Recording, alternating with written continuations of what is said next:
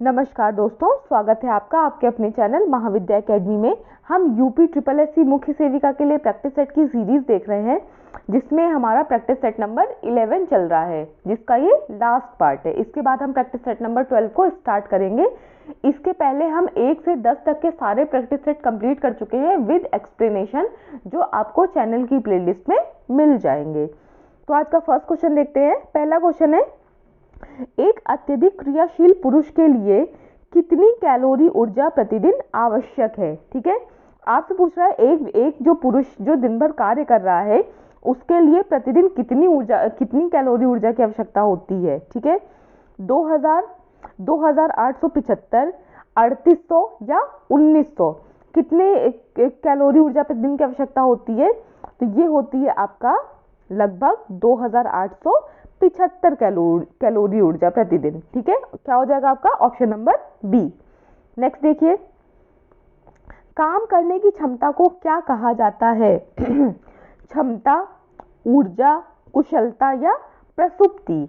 तो जो काम करने की क्षमता है, इसको कहा जाता है आपका ऊर्जा। ठीक है, ऑप्शन नंबर बी या एनर्जी। ठीक है, देखिए शारीरिक श्रम करने के लिए हमें जिस शक्ति की आवश्यकता होती है उसे ऊर्जा कहते हैं। ठीक है, एक अन्य तरह से देखिए, ऊर्जा कार्य करने की वह क्षमता है जिसमें शरीर की पेशियां क्रियाशील रहती हैं तथा शरीर द्वारा कार्य संपन्न होता है। Option number B.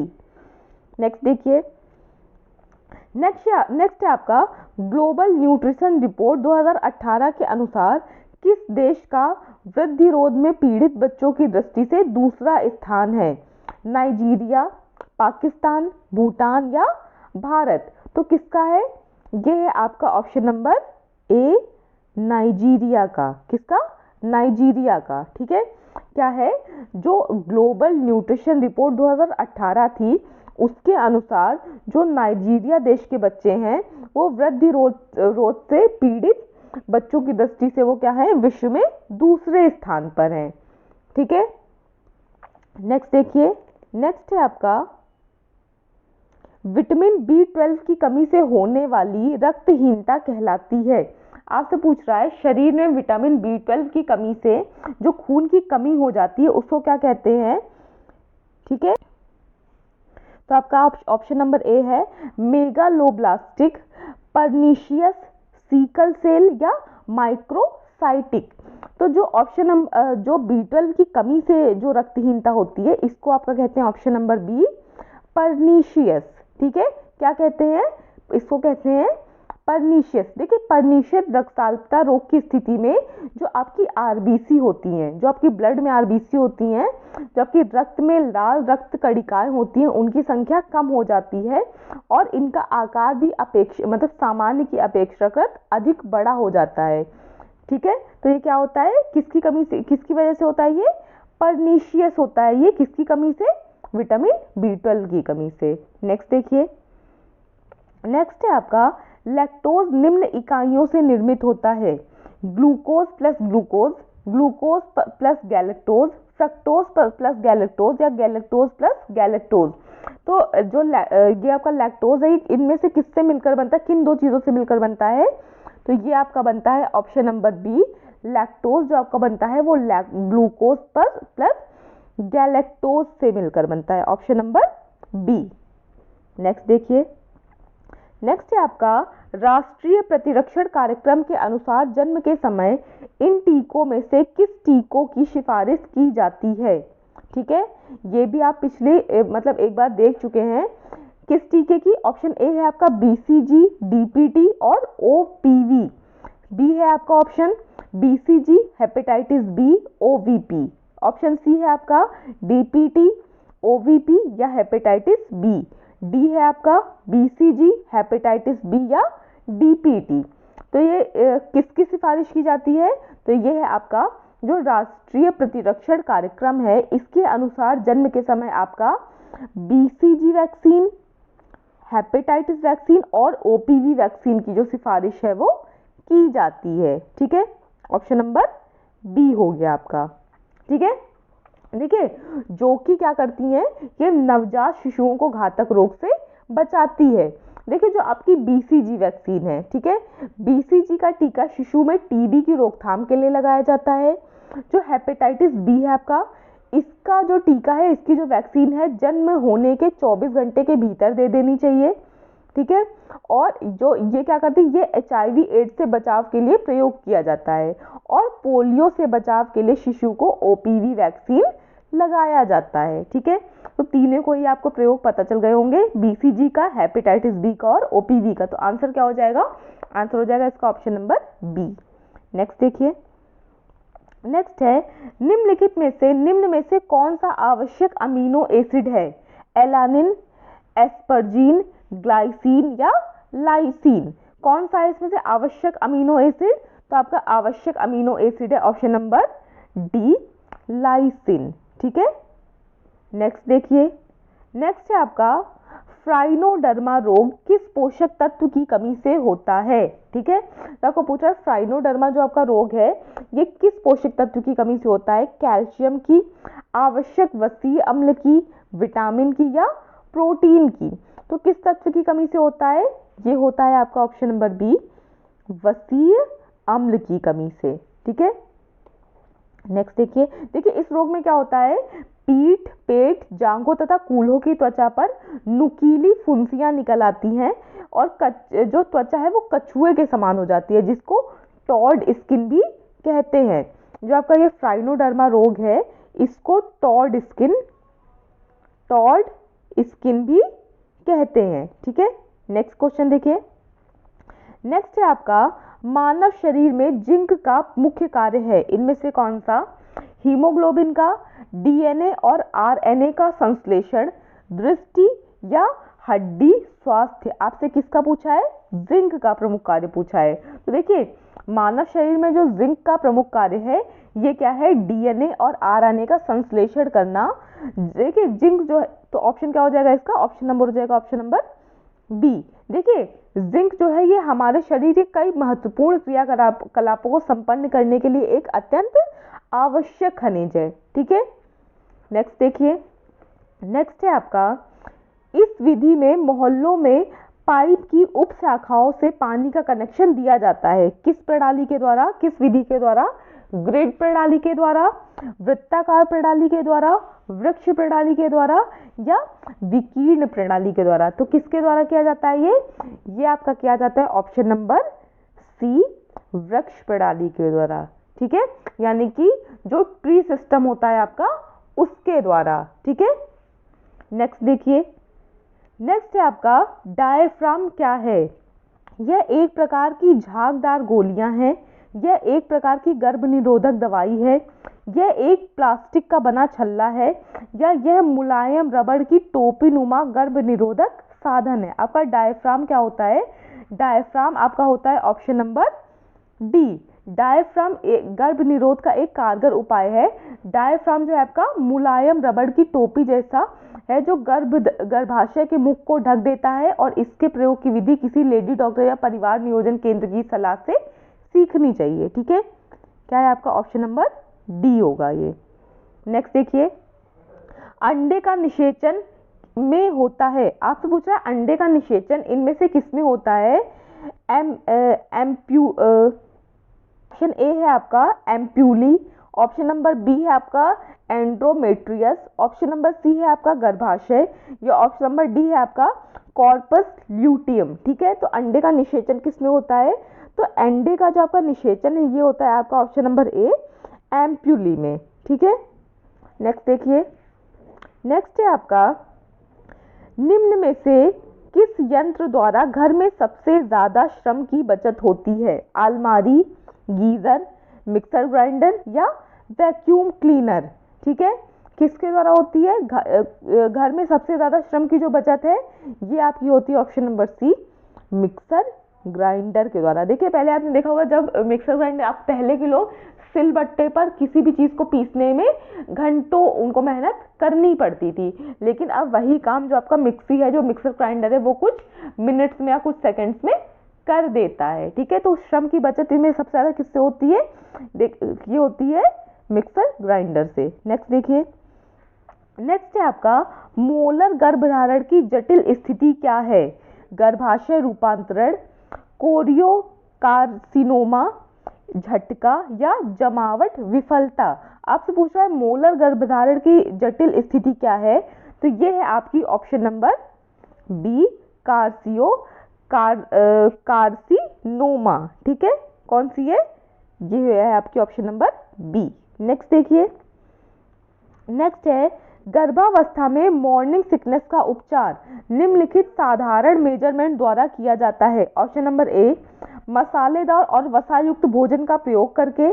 Option number B, carbohydrate और प्रोटीन में कम बार बार भोजन करके। ऑप्शन नंबर सी, नमक और सूखे भोजन जैसे सुबह में बिस्कुट लें। या ऑप्शन नंबर डी, हर दिन वमन रोधी दवाएं लें। तो किसके द्वारा जो गर्भावस्था में मॉर्निंग सिकनेस का उपचार किया जा सकता है, तो ये किया जा सकता है ऑप्शन नंबर आपका सी। ठीक है, किसके द्वारा, नमक और सूखे भोजन जैसे ये सब चीजें सुबह लेनी चाहिए। एक सेकंड, हाँ, तो इसमें आपका ऑप्शन नंबर सी सही है। देखिए मॉर्निंग सिकनेस में गर्भावस्था के दौरान क्या होता है, थकान, जी मिचलाना, इस तरह की चीजें महसूस होने लगती हैं।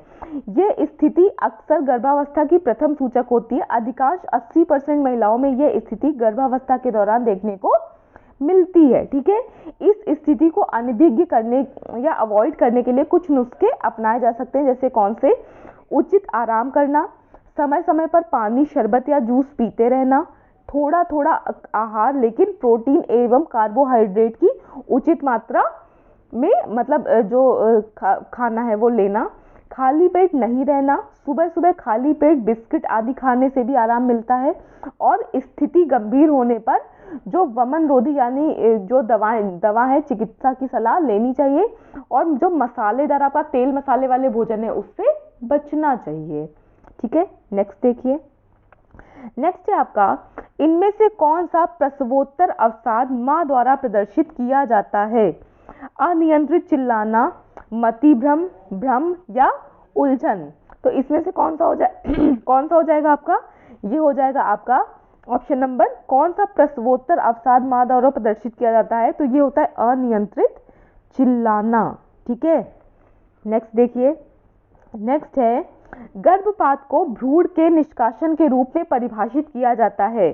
जीवन क्षमता के पहले, गर्भावस्था के 28 सप्ताह पहले, गर्भावस्था के 28 सप्ताह बाद, या इनमें से कोई नहीं। तो जो गर्भपात को भ्रूण निष्कासन के गर्भावस्था के जो 28 सप्ताह है इससे पहले परिभाषित किया जाता है। ऑप्शन नंबर हो जाएगा आपका बी। ठीक है, नेक्स्ट देखिए, नेक्स्ट क्वेश्चन है आपका, जब पश्च कपाल का बहिर्गत भाग संवर्धन प्यूबिस के अंतर्गत निकल जाता है और सिर गर्भाशय के संकुचन के बीच में नहीं रहता है, तो इसे कहा जाता है, इस स्थिति को क्या कहते हैं, सिर का विस्तार, सिर का क्राउनिंग, सिर का बाह्य आवर्तन, या सिर का प्रत्यास्थापन। क्या कहते हैं इस स्थिति को, इस स्थिति को कहते हैं आपका ऑप्शन नंबर बी, सिर की क्राउनिंग। ठीक है, क्या कहेंगे, इसको कहते हैं आपका सिर की क्राउनिंग। ठीक है, नेक्स्ट देखिए, नेक्स्ट है आपका, सर्वाइकल स्मेयर को लेने के लिए निम्नलिखित में से कौन सा उपकरण काम में लिया जाता है। कोल्पोस्कोप, वेजाइनोस्कोप, एटायर स्पेटुला या पाइपस फोर्सेप्स। तो इनमें से क्या काम में लिया जाता है, तो ये है आपका option number C, attire spatula. ठीक है, ऑप्शन नंबर सी। नेक्स्ट देखिए, नेक्स्ट है आपका, कोहेलबर्ग के नैतिक तर्क सिद्धांत के तीसरे स्तर में एक व्यक्ति के नैतिक तर्क शक्ति पूर्णता किससे निर्धारित कर सकते हैं। अन्य व्यक्तियों द्वारा मान्यता प्राप्त करने का उद्देश्य, बी सामाजिक संपर्क, सी वैश्विक मूल्यांकन, या डी आज्ञा पालन अनुस्थापन। तो किससे निर्धारित कर सकते हैं, किसके अनुसार, कोहेलबर्ग के नैतिक तर्क सिद्धांत के तीसरे स्तर में। ठीक है, एक व्यक्ति के नैतिक तर्क शक्ति पूर्णता किससे निर्धारित कर सकते हैं, तो ये कर सकते हैं आपका आज्ञा पालन अनुस्थापन के द्वारा। ठीक है, ये हो जाएगा आपका ऑप्शन नंबर डी। नेक्स्ट देखिए, नेक्स्ट है आपका, 12 से 18 वर्ष का आयु काल कहलाता है? ये तो आप सभी को पता होगा। क्या? किशोरावस्था, बाल्यावस्था, युवावस्था या शैशवावस्था? तो जो 12 से 18 की आपकी एज है ये आपकी कहलाती है किशोरावस्था, ऑप्शन नंबर ए। नेक्स्ट देखिए, नेक्स्ट है आपका परामर्श की सेवाएं कब ली जा सकती हैं? बचपन में, युवावस्था में, प्रौढ़ावस्था में या जीवन में कभी भी? तो ये देखिए क्या है आपका, ये होगा जीवन में कभी भी। देखिए जो परामर्श है, जो किसी की सलाह है, इसकी जो ज़रूरत है ये तो आपको जीवन के किसी भी काल में पड़ सकती है ना, चाहे वो कोई बच्चा हो, चाहे वो कोई किशोर हो, चाहे वो कोई वयस्क हो, चाहे वो कोई प्रौढ़ हो, चाहे वो कोई वृद्ध हो। ठीक है, तो क्या हो जाएगा आपका ऑप्शन नंबर डी, जीवन में कभी भी। नेक्स्ट देखिए, नेक्स्ट है छात्रों के लिए शैक्षिक परामर्श की आवश्यकता है। सही करियर पथ को ढूंढना, एक करियर योजना विकसित करना, विचारों को स्थिर रखना या उपर्युक्त सभी? तो देखिए छात्रों के लिए जो शैक्षिक परामर्श की आवश्यकता है वो क्या है, ये उसके लिए ये तीनों ही सही है। आपका ऑप्शन क्या हो जाएगा, उपर्युक्त सभी। ठीक है, जो शैक्षिक परामर्श की आवश्यकता है वो सही करियर पथ को ढूंढने के लिए भी होती है, सही करियर योजना को विकसित करने के लिए भी होती है और विचारों को स्थिर रखने के लिए भी होती है। ठीक है, और क्या होता है कई बार जो बच्चे हैं जब वो समझ नहीं पाते तो वो धीरे से डिप्रेशन में जाने लगते हैं, उसके लिए भी आवश्यक होती है। और जो आपके शैक्षिक लक्ष्य हैं या जिनकी जो आपके एजुकेशनल गोल हैं उनकी लिस्टिंग करने के लिए भी आवश्यक होती हैं। तो आपका ऑप्शन हो जाएगा ऑप्शन नंबर डी, उपर्युक्त सभी। ठीक है, नेक्स्ट देखिए, नेक्स्ट है भारत में यूनिसेफ के सहयोग से राष्ट्रीय टीकाकरण अभियान शुरू किया गया था। कब? 1980 में, 1983 में, 1985 में या 1990 में? तो देखिए यूनिसेफ ने प्रधानमंत्री राजीव गांधी के राष्ट्रीय टीकाकरण में अपना सहयोग दिया था और राष्ट्रीय टीकाकरण कार्यक्रम जो है आपका 1885 में शुरू किया गया था। कब? 1885, यानी कि ऑप्शन नंबर सी। ठीक है, नेक्स्ट देखिए, आज का लास्ट क्वेश्चन है इस आपके प्रैक्टिस सेट नंबर 11 का लास्ट क्वेश्चन। UNFPA के आंकड़ों के अनुसार 15 से 64 वर्ष के मध्य आयु की विश्व जनसंख्या में प्रतिशतता कितनी है? देखिए पहली चीज तो आपको ये पता होनी चाहिए कि जो 15 से 64 की एज है इसको कौन सा आयु वर्ग कहते हैं? इसको कहते हैं कार्यशील आयु वर्ग। ठीक है, यानी कि वो आयु वर्ग जो कार्य करके अर्निंग करने में सक्षम है। ठीक है, 15 से जो 16 वर्ष का जो आयु वर्ग है इसको कहते हैं कार्यशील आयु वर्ग। ठीक है, तो आपका क्या पूछा है, UNFPA के आंकड़ों के अनुसार 15 से 64 वर्ष के मध्य आयु की विश्व जनसंख्या में प्रतिशतता कितनी है? 65%, 55%, 48% या 40%? तो देखिए वर्तमान में जो 15 से 64 वर्ष के मध्य आयु की जो कुल संख्या है विश्व जनसंख्या में वो है लगभग 65%, ऑप्शन नंबर ए। ठीक है, जबकि जो 0 से 14 के मध्य की जो जनसंख्या है वो है 25%। ठीक है, कितनी है? 25%। और जो 15 से 64 की है वो है आपकी ऑप्शन नंबर ए 65%। ठीक है, इसी के साथ आपका प्रैक्टिस सेट नंबर 11 कंप्लीट होता है। इस वीडियो को सिर्फ देखिए नहीं, 1 से 2 बार देखकर रिवीजन जरूर करिए और इसके शॉर्ट नोट्स जो आपको लगे कि इंपॉर्टेंट पॉइंट है जो आप भूल सकते हैं उसके शॉर्ट नोट्स जरूर बनाते जाइए, क्योंकि आपके शॉर्ट नोट्स ही हैं जो आपके लास्ट टाइम मिनट पे आपके पास रहेंगे और आप लास्ट टाइम पे सबसे तेजी से इनका रिवीजन कर पाएंगे। क्योंकि देखिए आप कितने भी बड़े बड़े लेक्चर्स देख लें, वीडियोस देख लें, लेकिन अगर आप उनका 1 से 2 बार रिवीजन नहीं करेंगे तो एग्जाम टाइम पे आप उनको एग्जाम में आउटपुट उसका नहीं दे पाएंगे। ठीक है, तो इसलिए बहुत जरूरी है कि आप साथ ही साथ शॉर्ट नोट्स बनाते जाएं। ठीक है, वीडियो को देखने के लिए thank you so much. Please like, share और सब्सक्राइब करते रहिए। वीडियो देखने के लिए thank you so much. Thank you.